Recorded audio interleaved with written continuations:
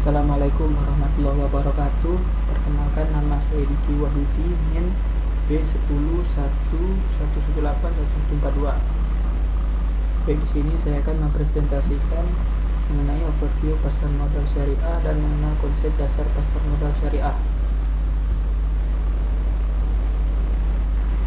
Pasar modal syariah sendiri dapat diartikan sebagai kegiatan dalam pasar modal sebagaimana yang diatur dalam UUPM yang tidak bertentangan dengan prinsip-prinsip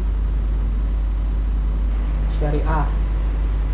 Oleh karena itu, pasar modal syariah bukanlah suatu sistem yang terpisah dari sistem pasar modal secara keseluruhan. Secara umum, kegiatan pasar modal syariah tidak memiliki perbedaan dengan pasar modal konvensional.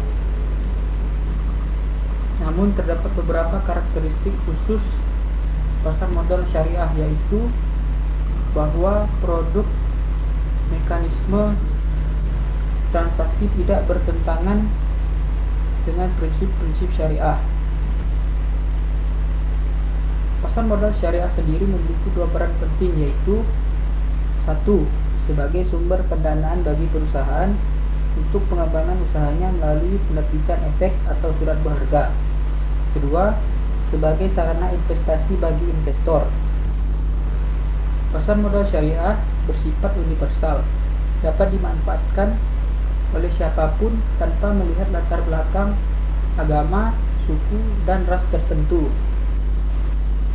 Pasar modal syariah merupakan bagian dari industri pasar modal Indonesia. Secara umum, kegiatan pasar modal syariah tidaklah berbeda dengan pasar modal pada umumnya.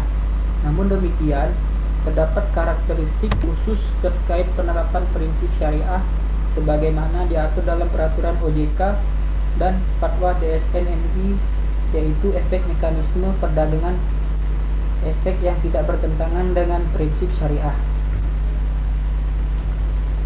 Adapun mekanisme perdagangan yang bertentangan dengan prinsip syariah seperti maisir atau kegiatan perjudian, gharar yaitu ketidakjelasan, riba yaitu mensyaratkan kelebihan pengembalian berbentuk bunga. Terdapat beberapa jenis surat berharga atau efek syariah di pasar modal, seperti efek yang pertama yaitu saham syariah. Secara konsep, saham tidak bertentangan dengan prinsip syariah karena saham merupakan bukti penyertaan modal kepada perusahaan dan investor akan mendapatkan bagi hasil berupa dividen. Kedua, efek syariah kedua adalah suku. Suku adalah surat berharga syariah yang merupakan bukti kepemilikan yang mewakili bagian yang tidak terpisahkan atas aset tertentu yang mendasarinya berupa aset berwujud, nilai manfaat atas aset berwujud berupa jasa, aset dari proyek, dan kegiatan investasi yang telah ditentukan. Yang ketiga adalah reksadana syariah. Reksadana syariah merupakan salah satu jenis investasi kolektif yang dikelola oleh manajer investasi yang telah memperoleh izin dari OJK. Yang terakhir adalah efek syariah berikutnya, efek beragun aset syariah atau EBA syariah. Selanjutnya, beberapa jasa layanan syariah seperti sistem online trading syariah atau SOTS. Sistem ini memungkinkan investor dapat menjual dan membeli saham secara online.